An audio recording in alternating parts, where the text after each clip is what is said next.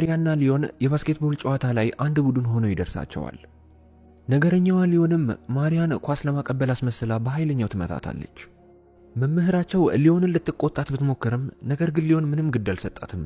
ምክንያቱም ሊዮን ትምህርት ቤቱን እንኳን ብታቃጥለው በማስጠንቀቂያ ብቻ የምትታለፍ አይነት ተማሪ ነችና። እናም ወደ ልብስ መቀየሪያ ሲሄዱ ሊዮን ወደ ማሪያ ትሄድና አንቺ ምን ስለሆንሽ ነው ነገር ልትፈልጊኝ የምትሞክሪው በማለት አሁንም ሌላ ጸብ ለማስነሳት ትሞክራለች።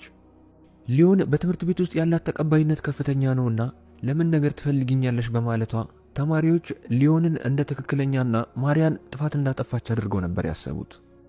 እናም ብዙ ተማሪዎች ወደ ሊዮን በማገዝ ማሪያን ክፉኛ ይሰድቧትና ይናገሯታል። ይህም ድርጊታቸው በተማሪዎች ፊት በጣም እንድትሸማቀቅና ልቧ እንዲሰበር ያደርጋታል።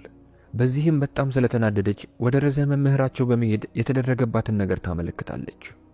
ነገር ግን ማሪያ ያላወቀችው ነገር ማመልከቷ ምንም ለውጥ አያመጣም ነበር። የነ ሊዮን መምህርም ወደ ርዕሰ መምህሯ ትመጣና ሊዮንን እንደተለመደው ምንም እንዳትናገራትና በማስጠንቀቂያ ብቻ እንድታልፋት ትነግራታለች።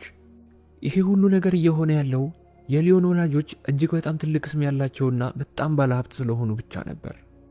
ሊዮን እንደተለመደው ከርዕሰ መምህሯ ማስጠንቀቂያ ሲደርሳት ማን እንዳቃጠረባት ታጣራና ማሪያ መሆኗን ስትደርስበት በጣም ትናደዳለች።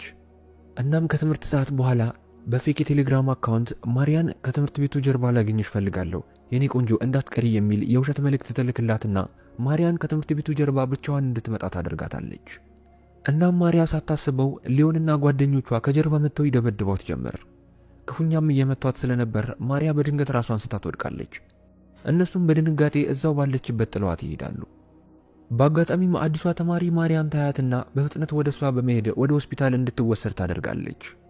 የሚገርመው ግን የተፈጠረውን ነገር ከመጀመሪያ እስከ መጨረሻ ያየች ቢሆንም ፖሊስ ስላየችው ነገር ሲጠይቃት ምንም እንዳላየች ትናገራለች።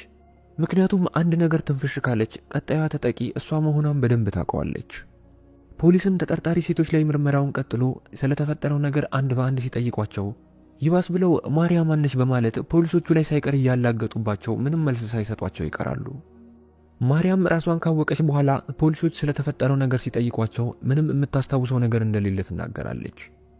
እናም ፖሊሶች ወደነ ማሪያ ክፍል በመምጣት ነገሩ በጣም እየከረረና አሳሳቢ ደረጃ ላይ ስለደረሰ ይህንን ያደረገ ሰው ራሱን በማጋለጥ እውነቱን እንዲናገር ያሳስቧቸዋል።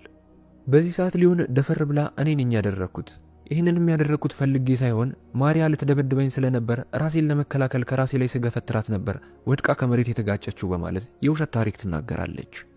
በሚገርም ሁኔታ ሙሉ የክፍሉ ተማሪ ሊዮን ያለችውን ነገር አምኖ ተቀብሎ ነበር። አዲሷ ተማሪ የተፈጠረውን ነገር በደንብ ብታቅም ነገር ግን ነገ ተጠቂ እንደምትሆን